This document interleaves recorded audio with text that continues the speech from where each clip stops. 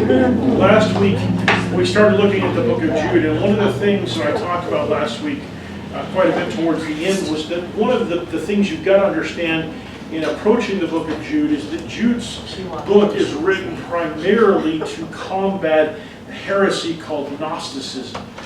Gnosticism, when we see Jude saying, look, I wanted to write you and just talk about how great it is to be saved, but couldn't do that because there's this thing going on, and he said certain people have crept in unnoticed, marked for condemnation, ungodly persons turning the grace of our God into licentiousness and denying our only Master and Lord Jesus Christ. Maybe you could just take the battery out of that.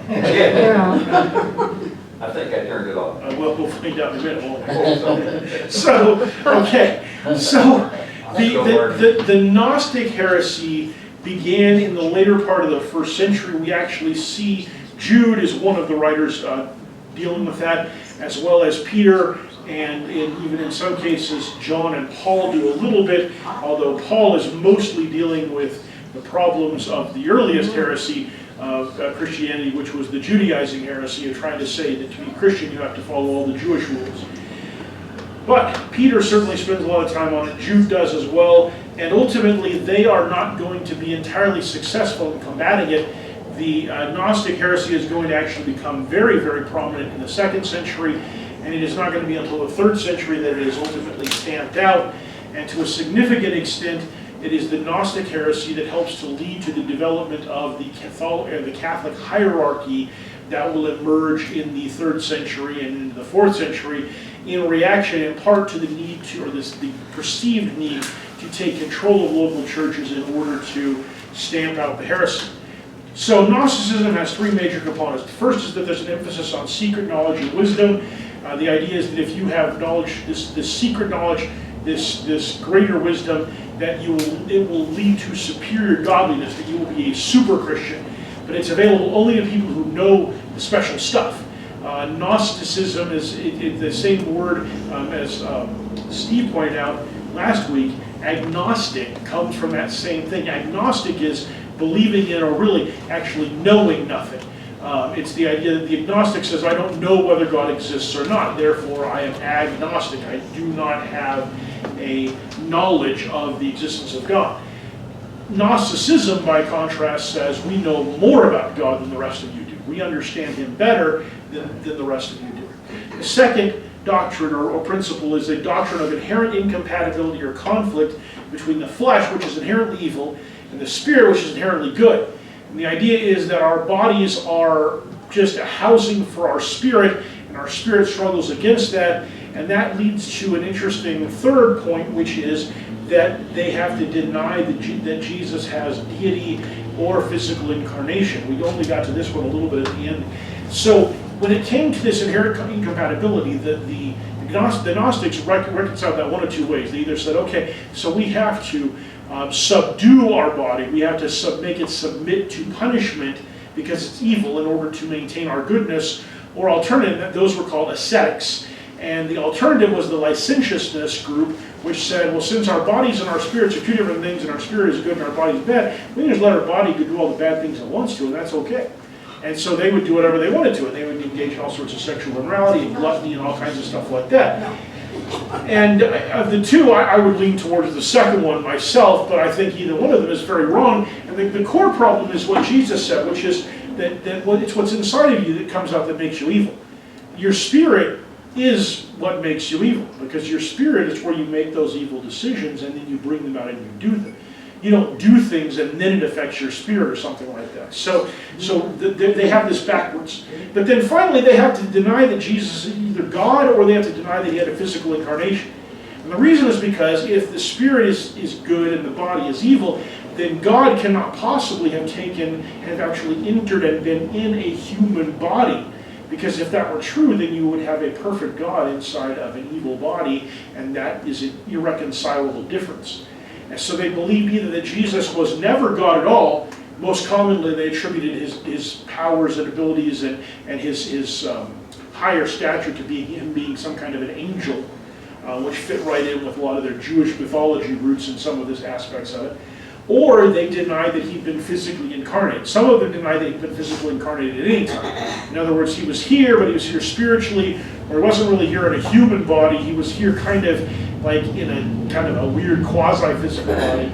Or they would argue that he wasn't really ascended to God until after he died and was resurrected. And so after his resurrection, that was when he only came back in spirit form.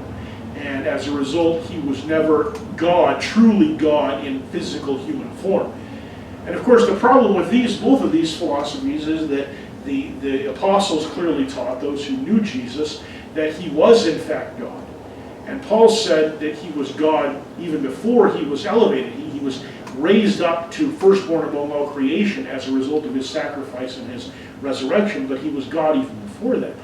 And the apostles made it clear that they had encountered him in physical ways and seen him do physical things like eating, and that even after his resurrection, there were situations where, for example, Thomas had put Thomas's fingers in Jesus' wrists where he'd been crucified, and his side where the spear had gone in, to see that he was physically there. And he had also there again eaten with them on more than one occasion after his resurrection. So Jesus had gone out of his way to make it clear that he was physically resurrected. He wasn't just some sort of a ghost or something like that. His power over death was absolute. So to a certain extent, John's gospel, which makes a particular point of that, is written after the Gnostic heresy has already begun. So John's gospel is in part a gospel that is directed at the idea of, notice, I mean, what's the first thing that John's gospel says that Jesus, as the Word, did? Came and lived with them. The Word became what? Flesh. So John begins by saying, you know that whole thing about him not being incarnate? Yeah, you're totally wrong. This is the first thing he says when it comes to Jesus coming to earth. The Word became flesh. Not the Word became some semblance of flesh, or the Word came down and dwelt among us. The Word became flesh. And he ends with that story of Jesus on the beach eating with his disciples and fellowshipping with them directly. So John makes it very clear that Jesus is physically there, but John is also one of the Gospels that makes it the most clear that Jesus is also God. And so John goes out of his way to address this heresy in his writings, to make it clear that what they're saying about Jesus in particular is absolutely wrong. Now, what's interesting to me is that, the individual who did this didn't get there by this form of Gnosticism. There was an interesting, I was listening to a class that was taught at Desert Sands back when I was a member there, and the teacher had a very convoluted view of the afterlife. Much more convoluted, I think, is necessary for us to get to where we need to be to understand.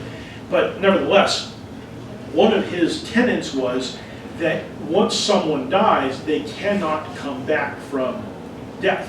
And I would agree with that proposition, except that I would add on the caveat that God can do anything he wants to.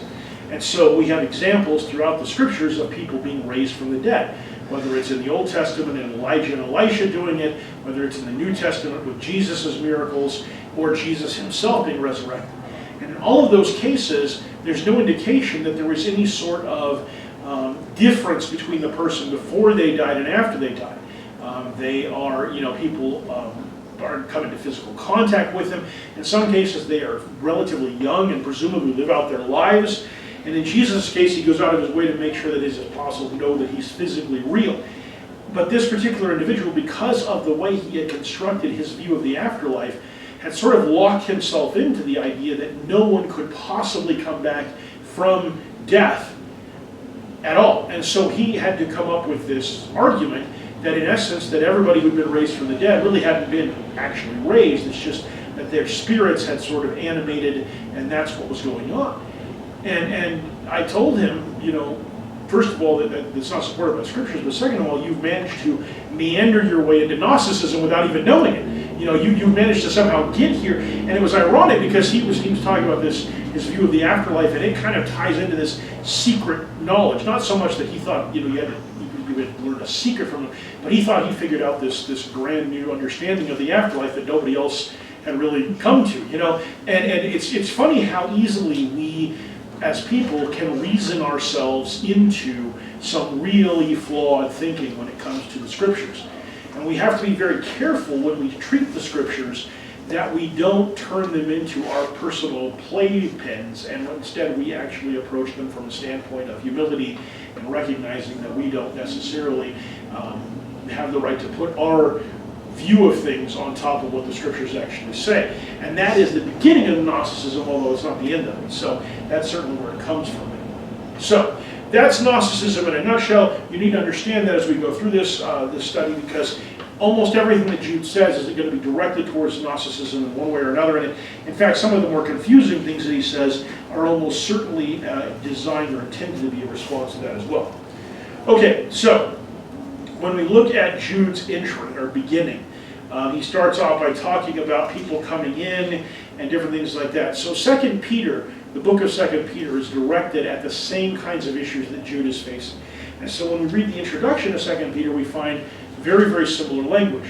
So in 2 Peter, Peter says, "Grace and peace be multiplied to you in the knowledge of God and of Jesus our Lord, seeing that his divine power has granted us everything pertaining to life, pertaining to life and godliness through the true knowledge of him who called us by his own glory and excellence. For by these he has granted to us his precious and magnificent promises, so that by them you may become partakers of the divine nature, having escaped the corruption that is in the world by lust." So, I'm going to do what I do in my classes. I'm going to ask you guys to tell me what it says in there that is a response to the Gnostic heresy. What are the things? There's a number of things in there that he says. What are some of the things that he says in there that are pretty clearly a response to the Gnostics? True knowledge. True knowledge, okay? So he says, who has true knowledge? Christ, but he's given it to who? Us. There's no limitation. Some of us. Few of us. It's us. All of us. Multiplied to you, to us. True knowledge is being given to us. Okay, what else? Partakers of divine nature. Okay. Well, he talks about it too with having escaped the corruption that is in the world by lust. That's kind of a dig there, I feel like. Okay. So that's a good way of looking at it, kind of. He's kind of taking his shots at the Gnostics without ever really calling them out. But so first of all, partakers of the divine nature. So part of the idea of the Gnostics was that you could only get that in secret kind of things. You could become extra godly. But what Peter is saying is, if you're in Christ, you've been given these promises and you've become a partaker of the divine nature. You don't need some special knowledge to do that. You've already got it. And then having escaped the corruption in the world by lust, what he's really saying there is that yes, the body, you have a sinful nature. But you've been taken beyond that sinful nature by Christ. And so, yeah, you live in the world, and lust is there, but you don't allow yourself to become corrupted, and you don't be afraid that your body is somehow going to corrupt you just because it has evil desires. Okay? So there's a bunch of different things that are going on here. And notice also he says, his divine power has granted us to everything pertaining to life and godliness. In other words, there's nothing that somebody else knows about godliness and eternal life that you can get from them that you don't already have. The teaching that you have is adequate for you to access that knowledge. It's also interesting because you see here that it refers to God and of Jesus our Lord. And the term Lord, and the fact that we see continue to capitalized in there, is because the terminology that he's using there is Jesus as God, not simply as a higher being, but as God. And so Peter is making clear that Jesus is in fact God as he writes this. So we see him very, very meticulous. He writes this greeting that if you read this reading and you didn't know anything about Gnosticism, you would think this is just a really nice greeting. He's just saying hi to these people, and he's telling all these great things about being in Christ. And indeed, for most of my life, that's how I read this. I studied this at Bible Bowl a long time ago. Wow, like almost 40 years ago. I studied this in Bible. I had no idea about Gnosticism or anything else. I memorized this virtually word for word to be able to study or to compete in Bible Bowl with it, and I had no idea that there was this undercurrent of what else he's saying there. But he is saying more than just the surface of it. And the people who read it, more than likely, read this and knew exactly what he was talking about and why he was saying it the way he did. John says something very similar. He says, for many deceivers, well, it's something different, but it's directed at Gnosticism. For many deceivers have gone out into the world, those who do not acknowledge Jesus Christ as coming in the flesh. This is the deceiver and the antichrist. Watch yourselves that you do not lose what we have accomplished, but that you may receive a full reward. Anyone who goes too far and does not abide in the teachings of Christ does not have God. The one who abides in the teaching, he has both the Father and the Son. Same question. What are the points that he's making in there against Gnosticism? Very obviously in the verse 7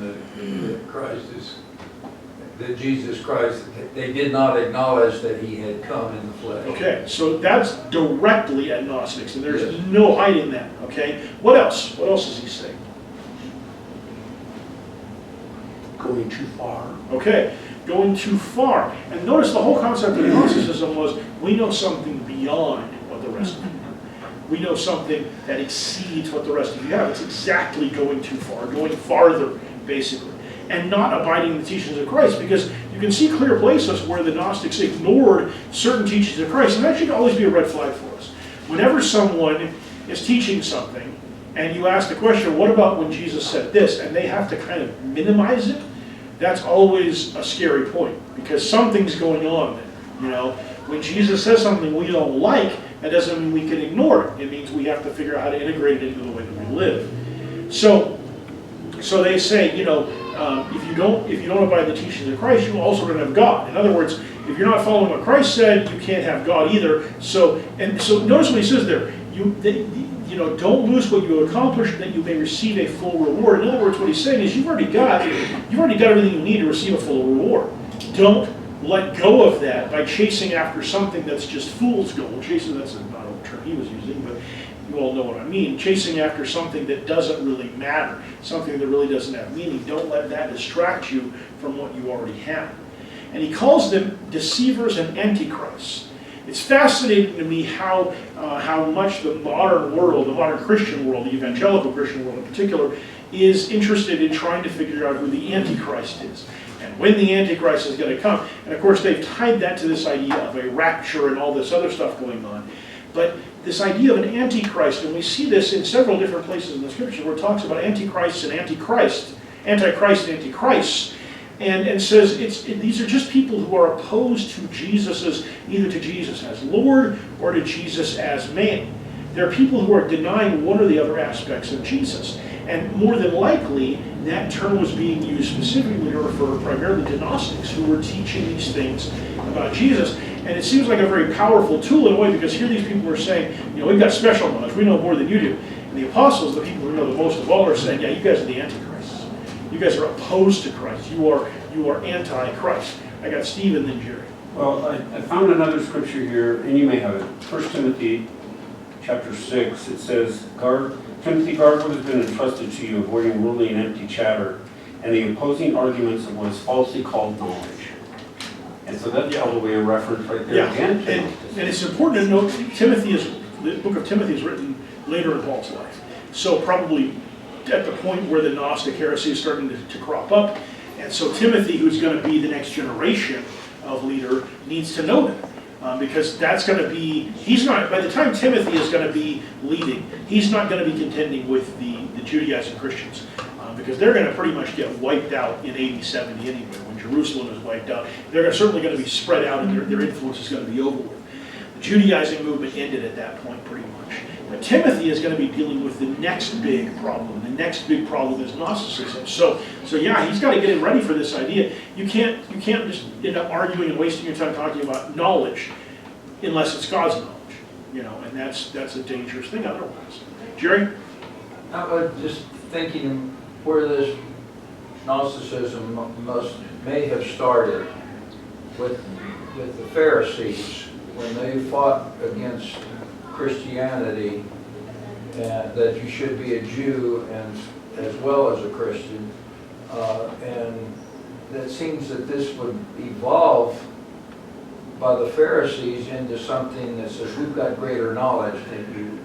Interestingly, that is actually it's probably the opposite, not quite.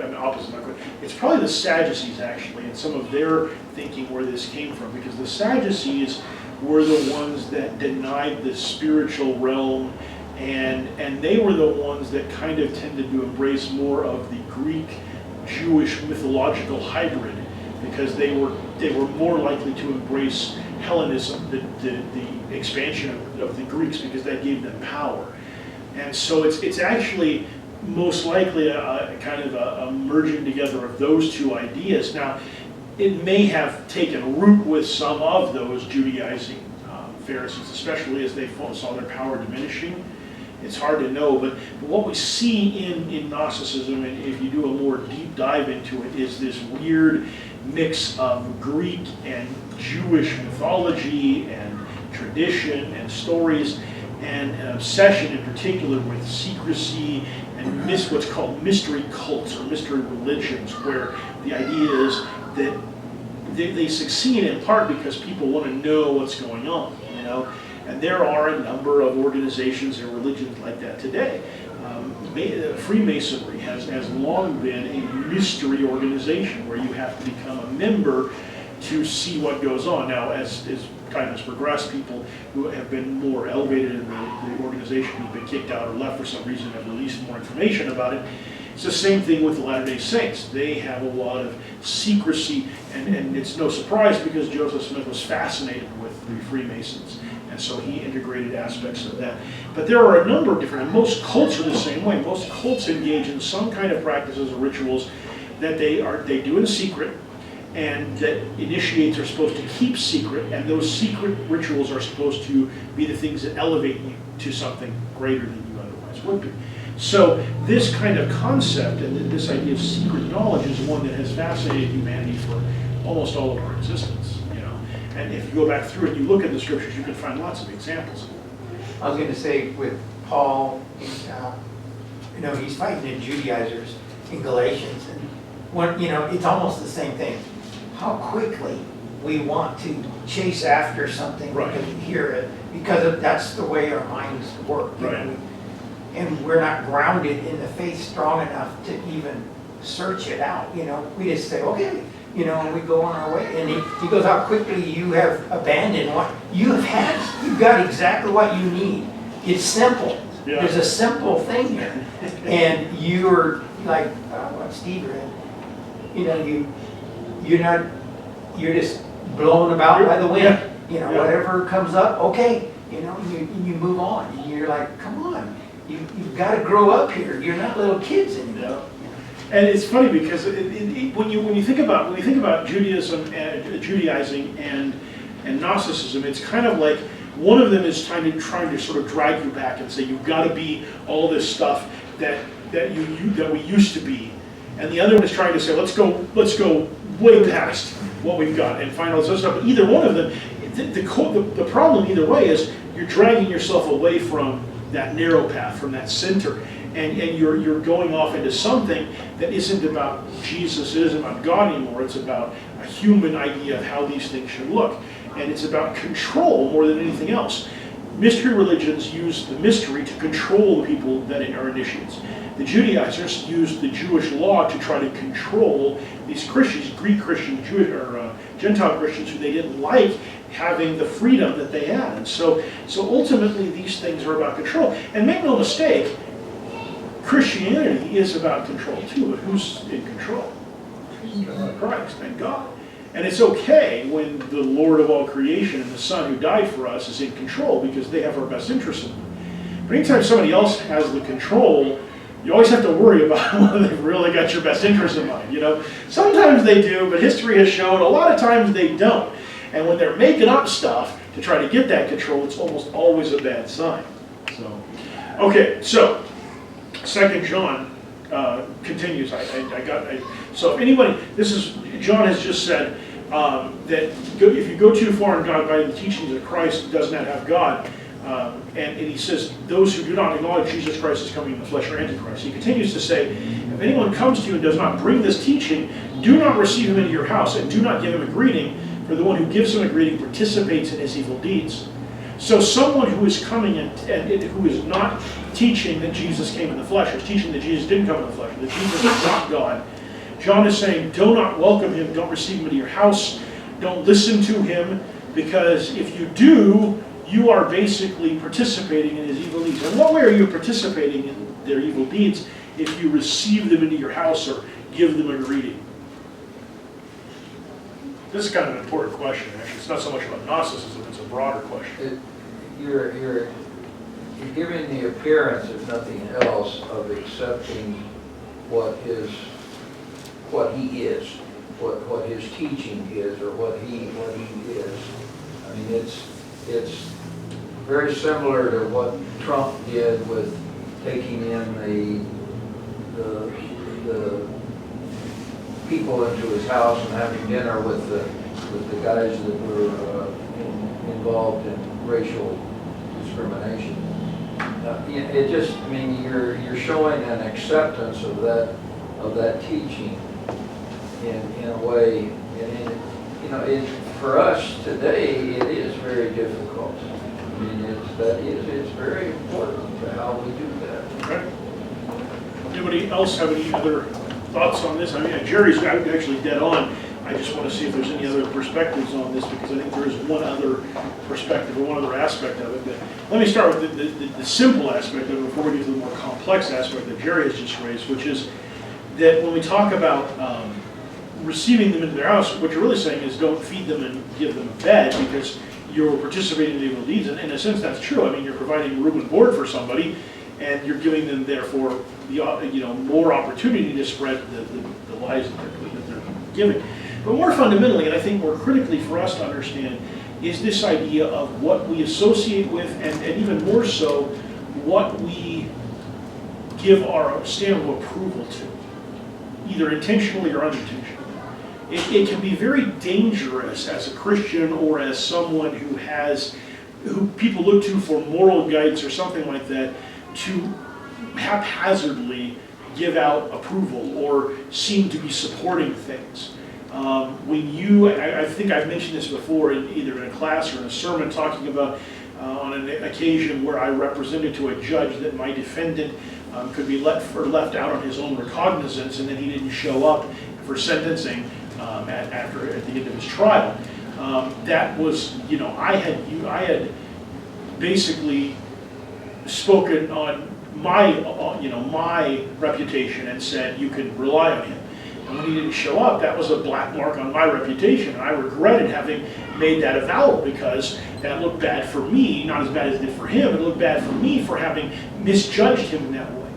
And so we need to be careful when we are, who we associate with, who we lend our credibility to, and think carefully before we do those things. Because when we do those things, we run the risk of having the stench from something they might do blow back onto us.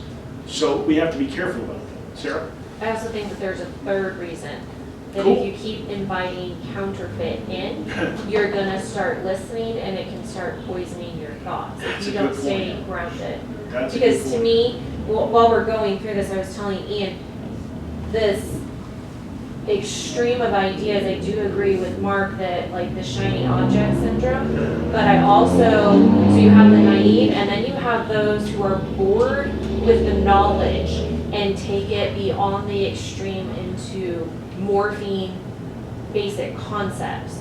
We see this a lot whenever it comes to high-level thinking people, that their reality becomes shifted because they're bored with what they have. So we're thinking about it at high level, and that high level is just false. Yeah. Yeah,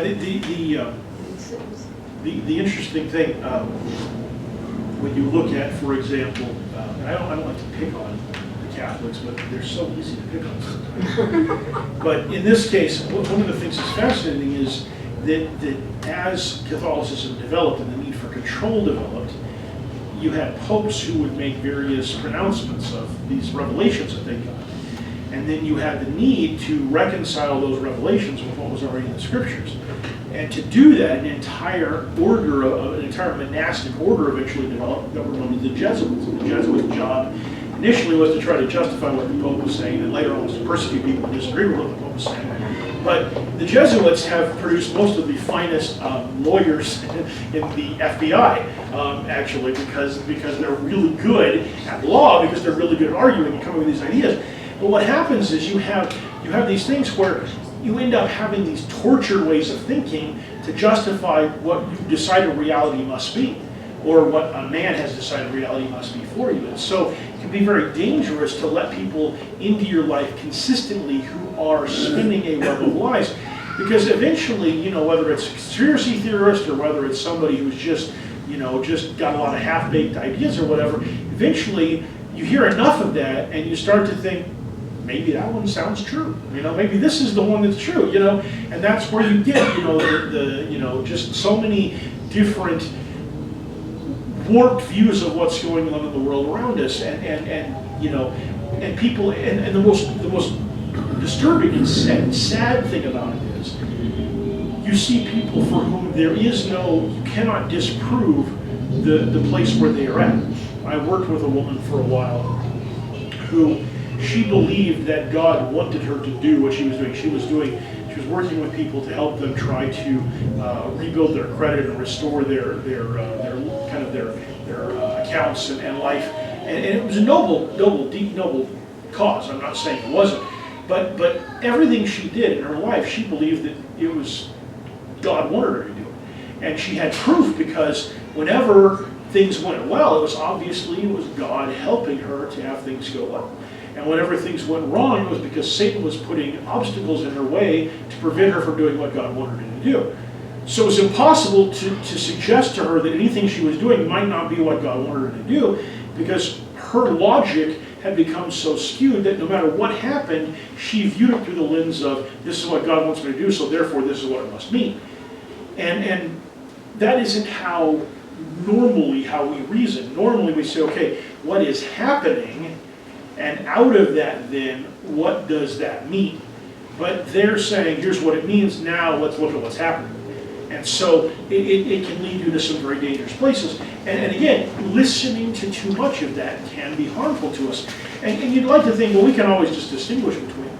And maybe initially we can, but if you hear enough static, eventually you can't tell the difference between static and real, you know, something meaningful. Jerry?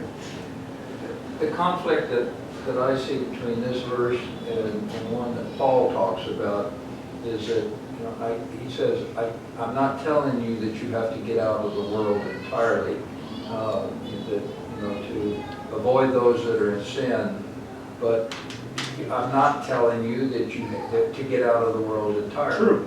So, I mean, I see there's a conflict in my mind. Okay. Well, let's see if anybody else wants to try to answer that question. I have an answer, but I don't want to jump in there. I want to see if anybody else. So Jerry is arguing, correct me if I'm wrong, Jerry, that this verse seems to be inharmonious, let's say, with when Paul talks about, you know, I'm not telling you, he says, you know, he says, I'm not telling you have to come out of the world if that were the case, or I'm not telling you not to associate with people who are worldly, people who do bad things. If that were the case, you would have to come out of the world entirely, and that would be counterproductive. But how does he begin that discussion? It's talking about Christians, or two That's true. Christians. I mean, that he's really emphasizing not agreeing with that Christian that has Gnosticism, or has a position that is contrary to Do you think Paul is talking about that? I think so. Okay. So where is that scripture? Do you remember? Corinthians someplace. It is in Corinthians someplace. That's what I remember. Unfortunately, Corinthians has, between the two of them, has quite a lot of them. So let's take a look here and see if we can Five, get but that. So, I think you're about right. I think it's 5 or 6.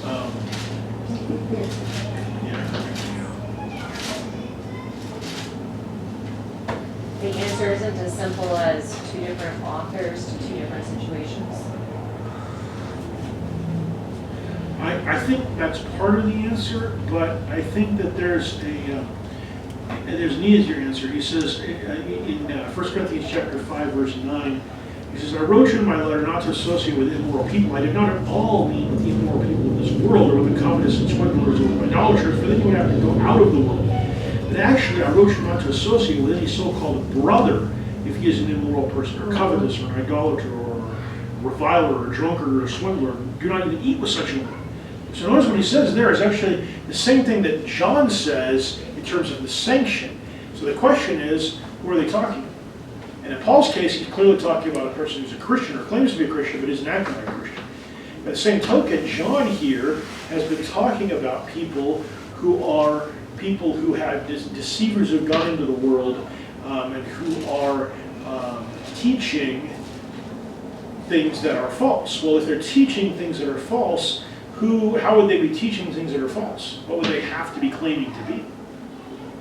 They'd have to be doing it under a pretense of truth. Okay, and they would therefore be claiming to be what? Christians. Christians. So what John is actually saying, and what he's addressing specifically, is Christians who are going out and teaching false things, and specifically teaching these heresies about Jesus and his nature. And so when he says, don't receive him into your house, do not give him a greeting, he's actually saying pretty much exactly the same thing that Paul is saying in Corinthians about a slightly different kind of Christian who's misbehaving. Counter argument, just a little one. But in today's world, 99.9% of the people claim to be Christians. It's a much smaller percentage than that these days, for sure. Okay? But that, Let's call it more than half. 60%. Okay? Claim to be Christian. Now, does that make then 2 John applicable to them? Well, I guess I would say that if somebody claimed to be a Christian and denied the deity of God or denied the deity of Jesus or claimed that he did not come in the flesh, then yes. Yeah. Because he's being specific about that. In the case of what Paul says in Corinthians, immoral, covetous, idolater, reviler, drunkard, swindler, probably yes. Because someone who claims to be a Christian, even if their denomination, they're denominational, they have a different set of viewpoints about how you come to salvation or, church hierarchy or different things like that. If they're those things, they're not. I mean, you can make an argument that somebody who's got some differences with us is still trying to follow after God. They maybe missed the mark, but they're trying. The people who are doing these things, who are at their core, these things, are not Christians. They're not the kind of people we should be hanging out with. And consider this, okay? You hang out with a Christian or somebody who claims to be a Christian, let's say they're, I don't know, Baptist or, say a group of them, and they're doing the same kind of thing as you do. They're fellowshipping and they're enjoying themselves in an appropriate manner. They're behaving appropriately. They're chaste. They're, those kind of things. No bad. Other than maybe from some very reactionary member of the Church of Christ, where somebody says, "Well, you're hanging out with a Baptist," that's you can't do that, Other than that, there's no blowback that's going to come at you. The people of the world aren't going to look at you and go, "Look at you! You were hanging out with Baptists." As far as they're concerned, you're just hanging out with other Christians. The distinction is lost on them. But if you're hanging out with, whether it's a member of the Church of Christ or whether it's a Baptist or whether it's, whatever it is, that person is, and people know them to be swindlers or, people of low character, people who do bad things, people who teach things about God that are utterly incompatible with our view of God, those people might legitimately say to you, why are you hanging out with somebody like that? What do you have in common with somebody like that? And so I think when we think about these kind of things, yeah, if somebody claims to be a Christian and their behavior is incompatible with Christianity, then we should be saying, we're not going to hang out with you. It's one thing to hang out with somebody who's not a Christian in the hopes of bringing them to Christ or in the hopes, because you have to as part of your job or whatever. Because if somebody comes to you and says, why are you hanging out with him? You can respond the same way Jesus did. Well, I'm here for the sick, to show the Lord. But if you're hanging out with people who claim to be Christians, who presumably know what's expected and they aren't doing it, it's a much harder argument to make. And it puts you in a much more difficult position. So yeah, I would say from that perspective, if we're dealing with Christians who are that far off the path, then we shouldn't be hanging out. It's a little hard to thread the needle on some of this because there's other verses that says we're not to judge, God is to judge. There's other verses that Jesus said in Matthew 18 is about if you go to a brother and they don't listen to you, just treat them as an unbeliever, which means like you need to teach them again, like you would teach any unbeliever. And bad company corrupts good morals. Don't take anyone in. Spread the gospel. It's kind of hard to thread all this together and say, how am I supposed to do this in a practical way? And so I start thinking to myself, well, maybe it's not the specifics, it's more of a general principle of who you're hanging around with is going to affect you. And if you're hanging around people that teach false doctrine, it's going to affect you negatively. Yeah. Yeah. Oh, and this one's an easier one, I think. Some of the ones that we talk about, some of the other places we look at, this one's pretty straightforward. You've got somebody who is teaching clearly wrong stuff. And the fact that, by the way, that they're coming and you're receiving them at their house, giving them a greeting, it suggests that they are traveling around. This is the way that Paul would be welcomed.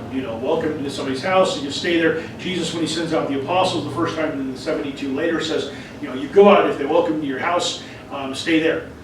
This is kind of talking about that, where they're coming around teaching, so you're basically giving them a platform and a place to stay, and your good name to go along with it. That's not the sort of place you want to be when somebody's teaching false stuff, much less having to listen to it all that time. That's kind of where I was going with it, because we have, say the Jehovah's Witnesses, right? They're coming around knocking on doors all the time. And should we, A, try and educate them as they're trying to educate us, or B, turn them away? Welcoming someone into your home for an afternoon, a little bit different than welcoming someone into your home for an indeterminate amount of time because they're wandering through the desert. That's true. And it's interesting because of all the examples, the Jehovah's Witnesses are the most interesting ones because they actually do deny the deity of Jesus. They've rewritten their Bibles, in fact, to be able to support that argument, which is part of the reason it's really difficult to have a conversation with Jehovah's Witnesses because they're using a different roadmap than we are. But you're right. I mean, there is a distinction there between maybe having somebody come in and trying to teach them versus welcoming somebody in and giving them a platform.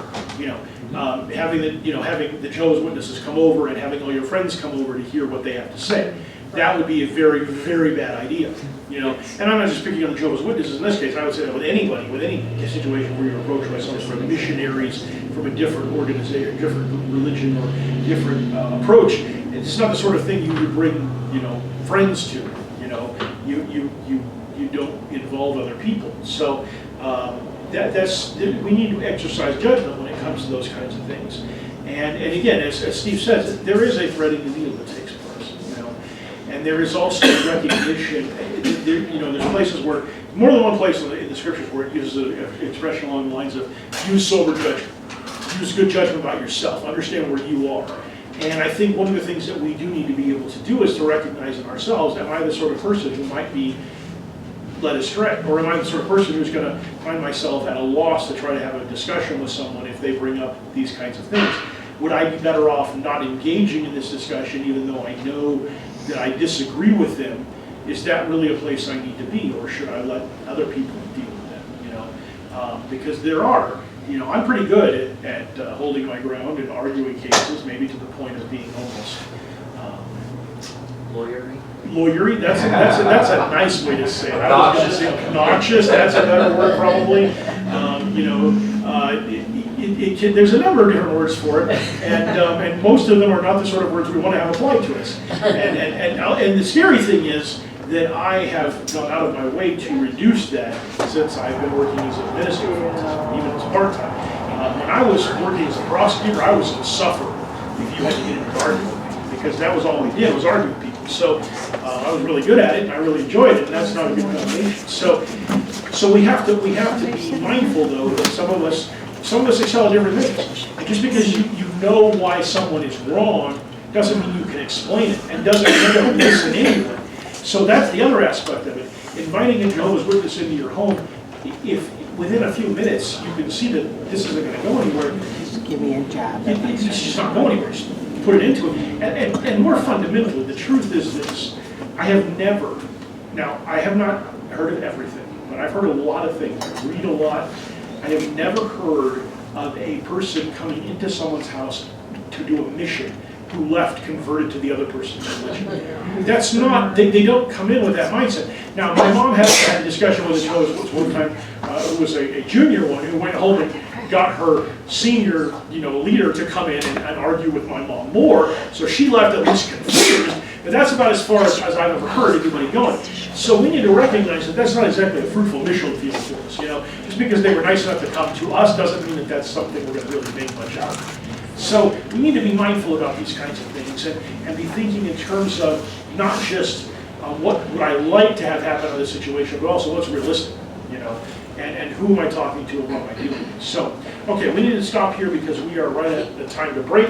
I appreciate the discussion. We're going to pick up in Jude verse 5 next Sunday,